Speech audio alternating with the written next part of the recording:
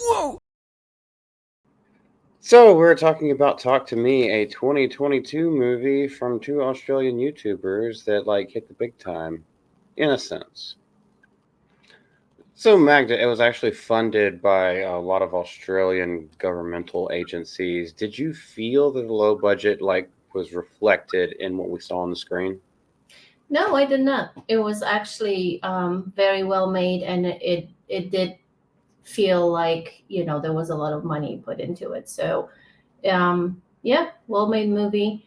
Um, you know, good scenes. Jesus Christ.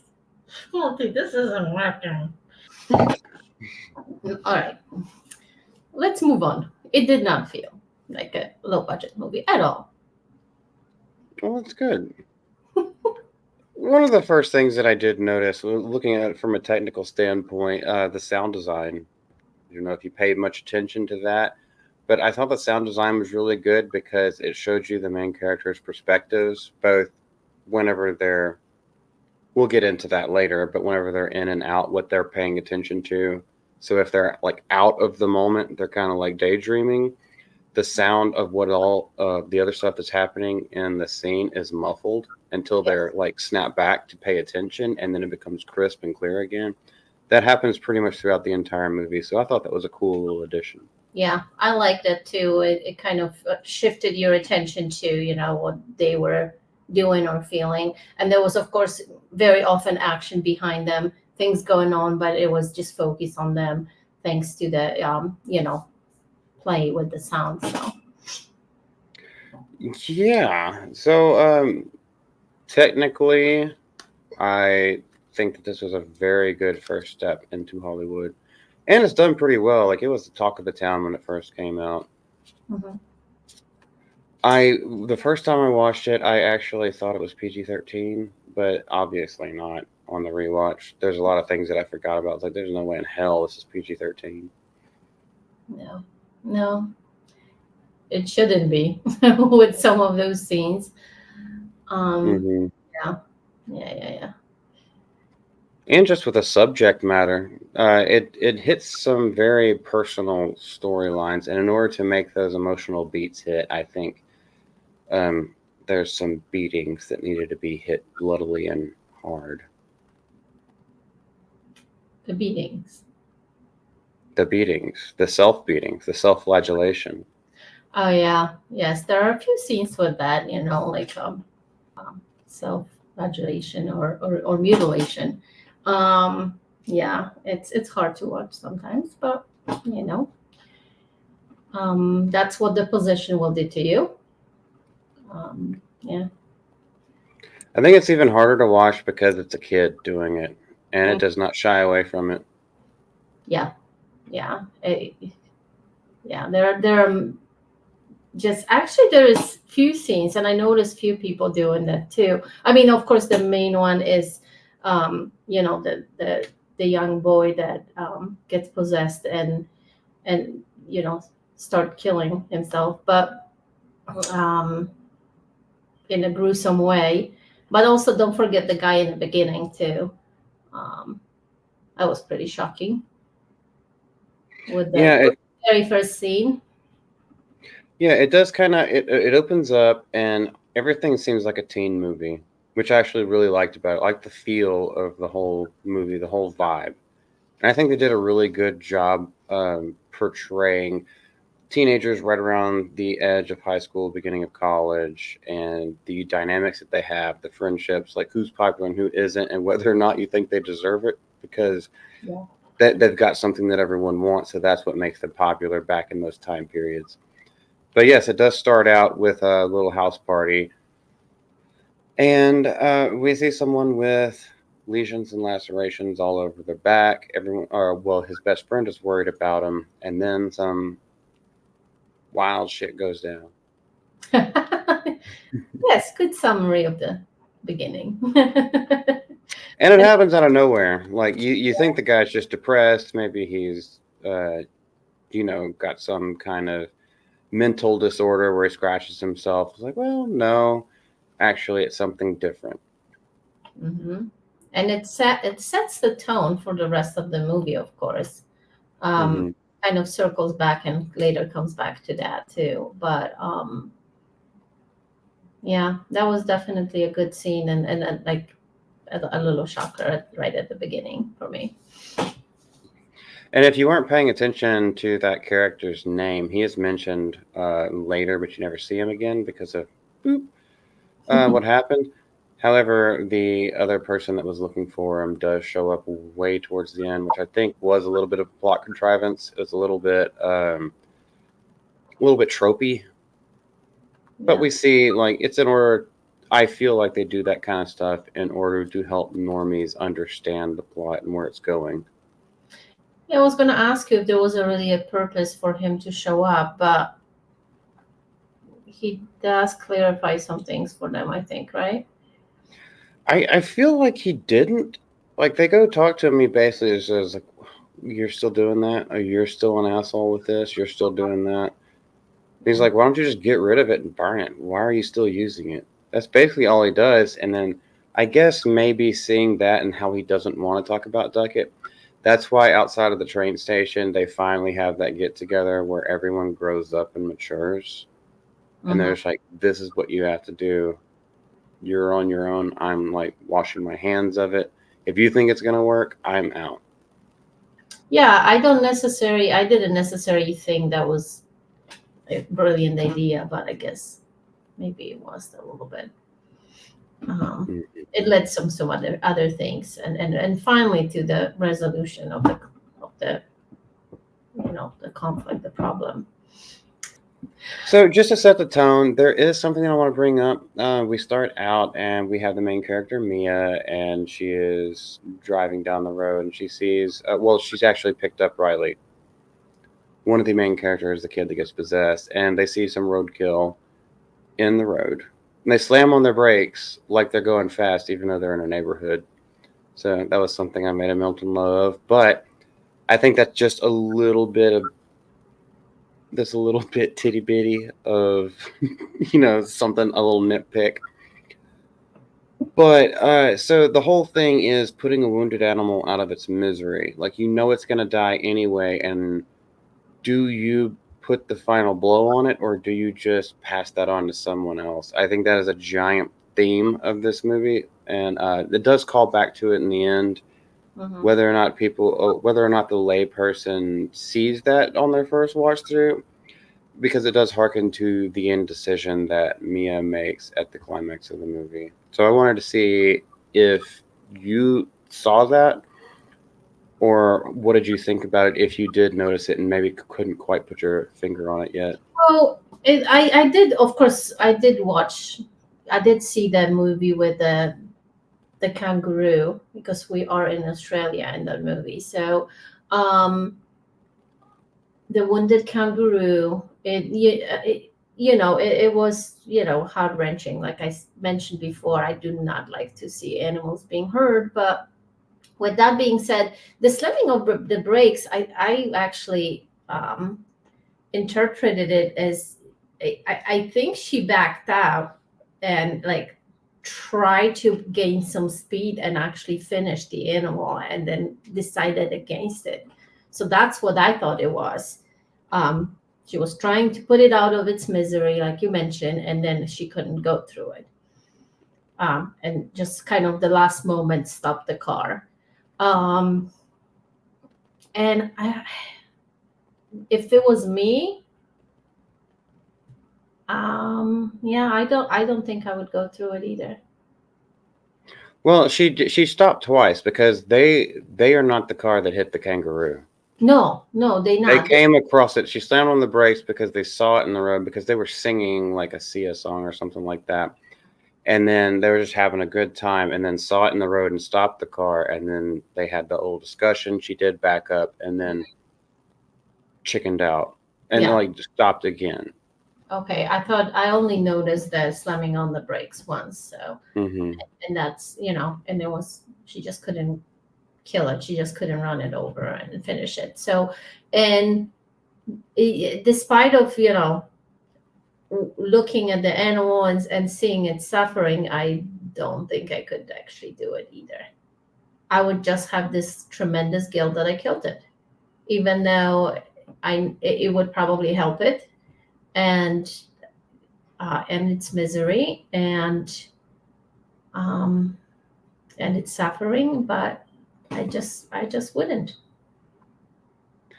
And this opens up a whole other discussion, which is why I love we get to have these, because that goes into another thing about emotional attachment.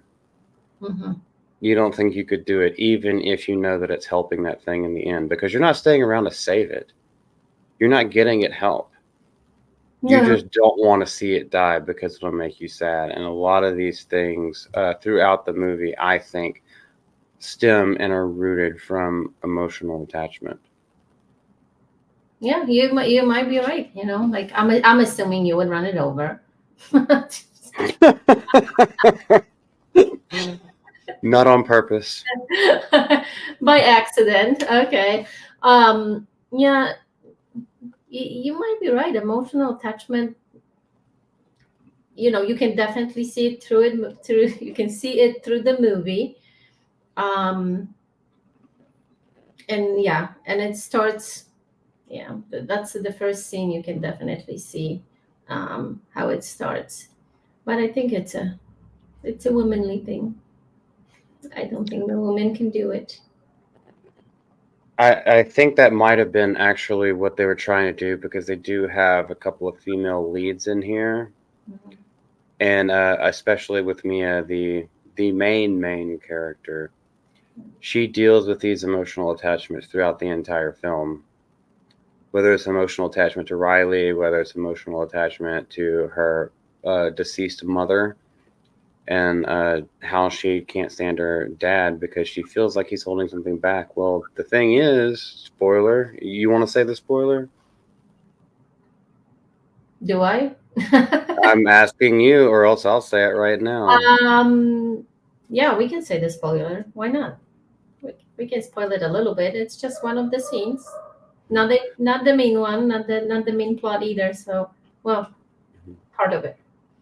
She's been holding this resentment against her father because he has kept the Suicidol note away from Mia for the last 2 years. Hmm. He didn't want her to know that her mother chose that path. He wanted her to think it was something else, in order, but so she wouldn't blame herself.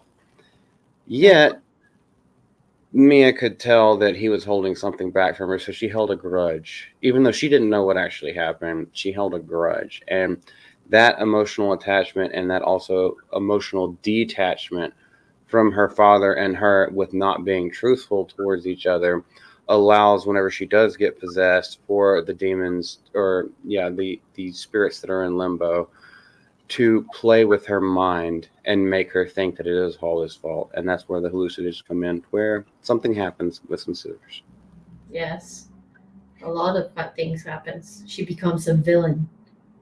Here's, Ooh. here is the main spoiler now. Um, She's in on Australia. They're all villains. That's how that country got started. by eating kangaroos. No, Kangaroo is actually kind of tasty. I don't know if you've ever had it before. I have not, but I've heard that about them. So Hmm. yeah.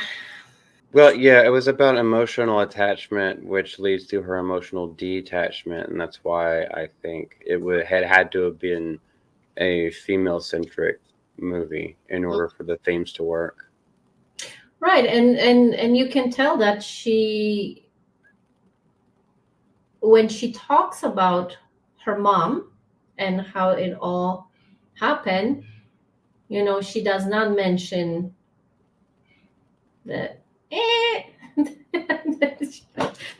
She does not mention, that she did it to herself, and just kind of talks about how the dad was trying to save her or get in the room and found her in the room, and she just keeps repeatedly, she says it was an accident, it was an accident, she didn't mean it, things like that. So I don't know if she's like truly unaware or she's trying to just kind of deny it, like she's in denial. I don't know. I think a lot of those things came from the way that I see it, the way that I read it, is the very first time that Mia does the thing with the hand. She Mm-hmm. stays too long, she lets something in. Mm. And then after other times when the mom, quote unquote mom, we don't actually know, is possessing Riley, she wants it to stay longer, but she's already been let in, and that thing is in her brain. It's like eating away at her. So it's taking things that she remembers as like little things that her mom did, like little memories and stuff that are heartwarming to her, and it's using that in order to trick her mind for a more nefarious plot. Because it does say the first time that she gets possessed, she looks straight over at Riley and there's like, "Oh, they're gonna love you, but you better run." Yeah. And then whenever it does possess Riley, because of her actions, that was the demon inside of her, just pleading and like pulling on her heartstrings to make him hold on to it for so long that he's lost. Yeah. It makes me wonder why this demon chose him, because he or Because as a she, kid, uh, because he does damage to himself, but he survives, and kind of is on the way to recovery. But the demon keeps coming back and using Mia to, oh, you need to save him by, basically ending him. But so it made me wonder, like, what was the demon seeing in that kid that kind of kept just coming for it. well, But they do say that once so if you're possessed, once you die, the demon has you forever, or the spirit has you forever. If oh, you die while you're being possessed, your spirit goes with them forever. So it's they call it a medium slash psychic that could commune with the dead. Now, for some reason, it's hand. Well, I say hand. Basically, from here up, got chopped off and mummified, and then put ceramics around it. So apparently, I mean, this is some hocus pocus voodoo hoodoo shit. But if you hold on to the hand like a handshake, you say, "Talk to me," then you'll see whatever comes up on the other side. And then the whole joke and the game, or the childish game that they're playing, is when you say "let me in," you only have 90 seconds, mhm. and it basically puts you into a DMT trance, and like some wild shit happens. As long as the connection is broken, you let go of the hand. 90 seconds or less, everything goes away. You're totally cool. Blow out the candle. Done. Yep. So it's all, nice games. Everybody's having great time. They take their turns, um, having a party, and until it goes really wrong. So Yeah, yeah, and it's no longer fun because that's where the series of events starts happening. So yeah. They see firsthand how bad it will be if you don't follow the rules that were spoken to you. mhm. Yeah, when it goes bad, it goes freaking bad. Yeah, and also I think it loses its appeal. It's okay to see other people, but once somebody that you know or your loved one shows up, it's totally different ball game. Hmm. Yeah. Well, they do kind of say in there whenever they're doing the basic trip or the basic possession, they were just like, it felt amazing, but I was in the passenger seat. I had no control over anything. Mhm. So and it's not explained either, but it does kind of make me wonder, like, what were they experiencing? Well, they say I let you in. Were they experiencing their last moments in this world, or maybe what that spirit before it died, what was his last thoughts were? You had to say your life flashed before your eyes as you die, and so you always try to think about the best moments in your life. Is that what was so euphoric? I think it might be that because remember one of the first spirits, which was the lady who like drawn, Hmm. and she possessed Mia, and Mia was like gargling and spitting water. So it might be exactly that's what they experienced, like their last moments and how they died and what happened to them and what were they feeling, thinking. I don't know. I have heard from people that have been rescued from drowning that's a peaceful way to go. Like once the panic is done and you're actually drowning, they Hmm. said they felt extremely at peace and euphoric. And then whenever they're resuscitated, they like, holy crap, that happened. That was death for me. Yeah, So I don't forget, know. but I don't want to experience any of that. No, not unless I'm surrounded by sharks. Then I'll voluntarily do it. I'm not getting eaten alive. Come on. Yeah, no. Okay, there is one little thing, and I mean, obviously, we're not doing a full rundown of all this stuff. We're just kind of like hitting on points that we were thinking about. There is one thing that I wanted to talk about because towards the end, I think the first and second act were pretty stellar. I Yeah. think the third act started playing fast and loose with some of the rules, Hmm. and it started trying to reach a fever pitch while ignoring some of the rules they'd set up earlier. That's just my opinion. But so when in the third act, the beginning of the third act, she talks to her mom, and the mom says like the way to save Riley is by taking him out, basically. Hmm. That's when she's doing her own little private session with Yeah. the thing. She never says I let you in. She just says talk to me. Yeah, Hmm. before this time, no one has been able to talk. It's just talk to me and they show up. They can't actually speak until you let them in. That was what I got from it. That's what I saw. But then Oh, towards the end of the movie, like those rules just seem to change out of nowhere. well, I didn't pay much attention to it. I didn't, obviously I do remember the conversation that they had. Um, was it just because the barrier was broken, that the gate was open, and maybe the rules no longer applied? I don't know. It's possible. Yeah. I don't know, but then again, when the barrier was broken, the very first time she did it, she went and had multiple sessions Mm-hmm. when they were in the party scene and everything. Like she went through that stuff a whole bunch of times. Yeah. Yeah, the rules didn't change, at least on screen, until she needed the mom to talk to her. And what I think that was, and I have no proof, this is just me speculating. What I think that was why she didn't have to say "let me in" is because that whatever was already possessing her had already assumed the form of her mom, so it was just playing another trick on her. Yeah. Which goes to the end where she's rubbing her shoulders. You're doing the right thing. When she's like, "You're not the real one," and then she goes to the Olympics for deep sea diving. See, that lovely mom of her, she gave her some really good advice there most of the time. So Well, I mean, in real life, she gave herself bad advice because yeah. what the heck was going on? There's really no backstory. Uh-huh.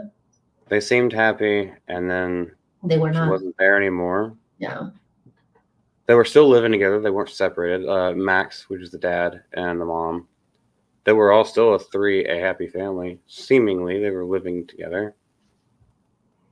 He was Yeah. trying to rescue her, and she just, I'm in pain. So, well, now you're going to be forever. That's true. Good job. That's true. Emotions ruin everything. Take a note, women. I am a very level-headed, Mister.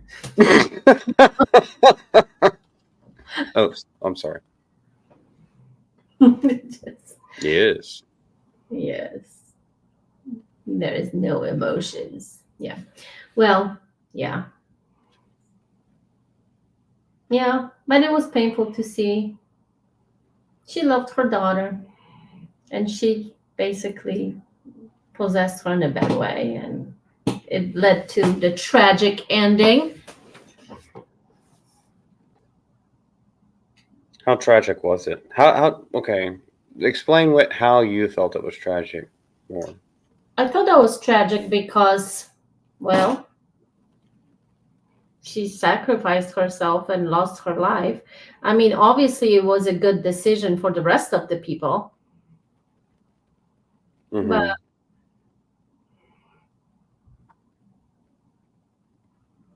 now when I think about it, I don't know if I really liked her character that much. She's a pick me. Like Hmm. she didn't fit in with her peers, but she barged her way into basically a childhood friend. She made herself part of a family. It's like you have a family, you shun your actual family and barge into this other family. And basically ruined it.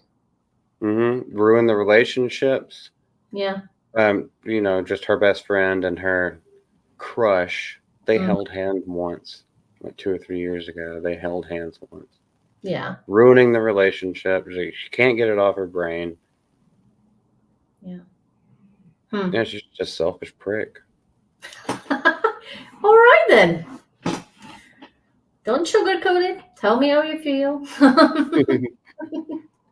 Yeah, she was nice and pleasant, but just her actions were like, if you think about it, if you think back, she kind of caused the destruction and everything just going on. Like, I don't even blame the two people that had the hand hmm as much as I blame her.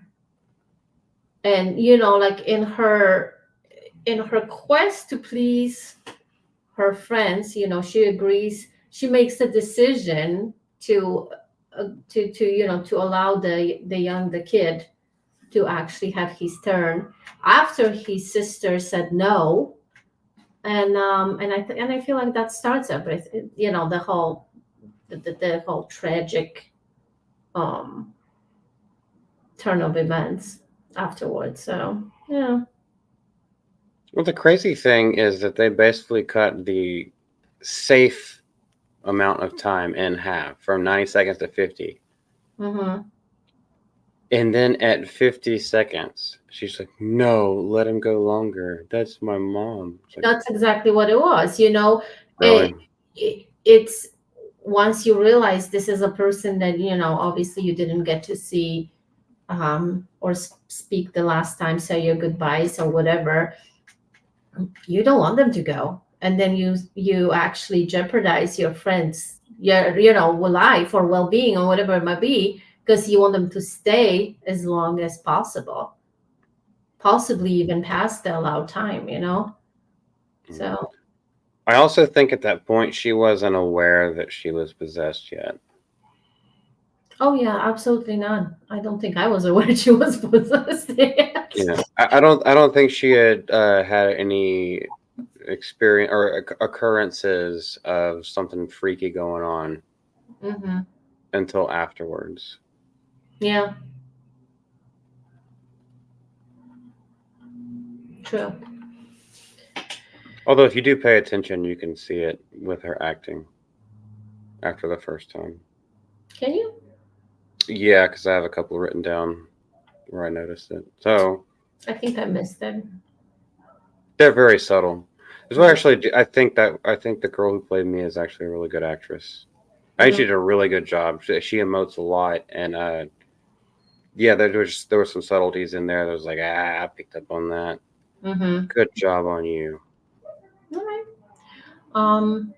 Yeah, she actually did really good job. Portraying the character. It was just the character that was meh. Yeah, a little blasé. Yeah. Yeah. Well, if there's anything else that you want to talk about, go on ahead. Are there any other topics? I don't think there is anything that I want to bring up. I think we cover everything. I think maybe just like a brief summary of our thoughts. You know, Okay. like it it felt like it was a good idea. It was a pretty, you know, scary but exciting game that they came up with until the things start going wrong. And it just kind of makes you think this is why you did not mess with those type of things, um with the death and the what happened after and um in that way, because things can go terribly terribly wrong, and they can quickly turn from having fun and then a party into some gruesome events. So I think that explains a lot. And I'm not saying you shouldn't be doing any of the official parties, but just play by the rules. That's basically my message. My Yeah, go talk to spirits. Just play by the rules. Yes, play by the rules. If it's 90 seconds, it's 90 seconds. It's not 91 or 95. It's 90 or less. I mean, it did kind of play jokes on them or tricks on them a little bit where they were trying to take it off and then they couldn't break the grass, Yeah, I which know. I I thought that know. was a little cheap. Yeah. But Yeah, or like they try to separate the hands and like the spirit throws the person across the room. So obviously now you ways away for anybody to, hmm and that kind of adds a precious time. yeah, that's a cheap shot Yeah. because they're not supposed to actually, have agency in the world until after 90 seconds. Okay. Hmm. Anyway, I mean, I don't know. That's another nitpick. Yeah. Yeah. But So overall, what did you think? Like rating, reasons for your rating. uh so I wanna say 7 out of 10, and because it was the movie done by the movie was made by amateurs, let's say, you know, people who are not trained, who didn't have money, didn't have funds. Um, so it was, more low budget. It didn't feel like low budget, and just I feel like they did really really good job with what they had and the experience they had, and the knowledge they had, and yeah. So I say 7 out of 10. At least you enjoyed it. Oh my god, of course I enjoyed it. Why wouldn't I enjoy? Ah, yeah. Well, there are a couple movies that I recently did not enjoy, but Yeah, well, that's why I kind of was like, hey, if you haven't seen this, like, I think you'll like it, but you have to Mhm. let me know. You have to be honest. Yeah, no, no, no. I enjoyed the movie. I enjoyed for the thoughts behind it, the idea of the plot. Um, yeah, it was well made. And really, if you didn't tell me it was a low budget movie, I would probably never pick on it. hmm Yeah. Well, as for me, I would rate it 5 out of 10. Hmm. I think it's good for what it was. I did enjoy the fact that it was like a fun, like almost like date night movie, like taking me all the way back to the junior year of high school. Okay. Like it was fun. It was pretty well written. The scares hit. The action, the gore hit. It didn't look cheap. Obviously, it was almost all practical effects, so that was freaking awesome. I like that kind of stuff. It had gravitas where it needed to, and it had a little bit of levity where it needed to. So I know my rating scale is different than most people, but 5 out of 10 was a good solid movie. So that's where I'm sticking. Oh yeah, most definitely. Anyway, What else you got to say, Mags? Go and see the movie. Where are you gonna go see it at? The basement. Heck yes. The high seas. Probably Amazon Prime. It's all over the place. And it did actually get a pretty decent release, and a lot of people talked about it for a while. So if you haven't heard of it, what the hell you been doing? Go see it for serious. Yeah. Go Until next time. And next movie? Which is when, Mags? Soon. Whenever her next off day is, basically. Yeah, right. When we can both have the same time off. Same day, same time. So we can get together and watch something and then record. Yep. And if you have any ideas for a string of horror movies, or maybe just a horror movie that you really find near and dear to your heart, feel free to leave those in the comments down below. We will take them under consideration. But because we are awesome, we probably already seen it. Yeah. No matter what you come up with.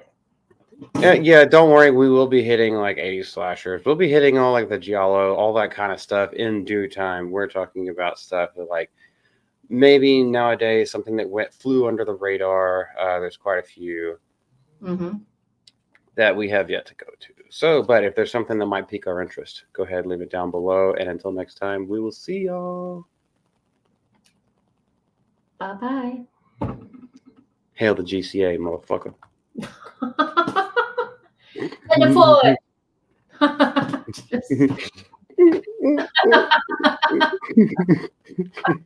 I should do it with my foot. Oh. You should do it. I don't maybe put brief feet on you again. I'd rather show my feet than my boobs or something. Yeah, it's gone. And I stopped. Maybe someone fed him a poisoned steak. I know. Freya, go and bite. Oh, there he goes. Yeah. Back. Yeah. Yeah. Yeah.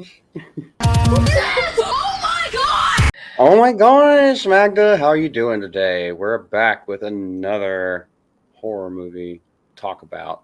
Round Yes. a boot, talk a boot. Yes, we are. We just freshly watched it, so there is a lot of thoughts running through our minds, right? I don't know. Are there? You can either speak for me or you can talk to me. That was the gayest joke I've heard in a long time, but that is the movie that we're talking about right now. Oops. Yeah.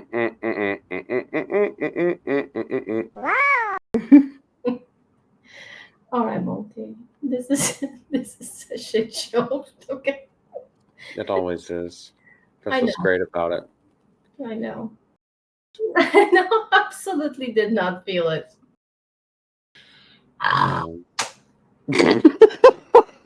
What was that? I don't know. Yeah. So So just like bounce off what you just said, I totally forgot what I was gonna say because it was. To bounce off of you, I have no fucking clue.